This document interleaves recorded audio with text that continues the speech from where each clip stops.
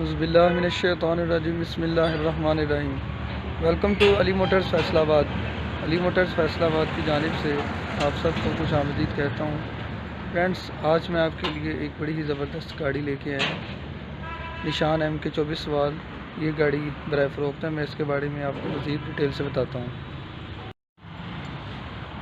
ये जी इसका कैबिन, निशान 2 वाइपर वाला इसका कैबिन है, डबल वाइपर। और इसका इस्लामाबाद का नंबर है। ये 2003 मॉडल है। ये ऑक्शन की ये गाड़ी है। इसका कैबिन स्प्रे हुआ है, इंजन इसका बंद है, बिल्कुल स्टैंडर्ड बाई स्टैंडर्ड इसका इंजन है।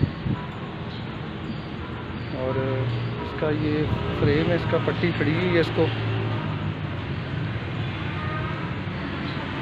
माशाल्लाह जी।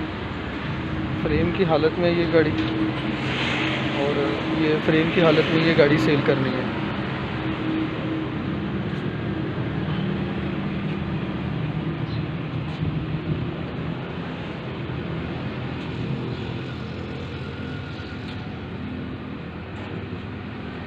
अगर कोई भाई ये गाड़ी ख़रीदना चाहता है तो रब्ता कर सकते हैं।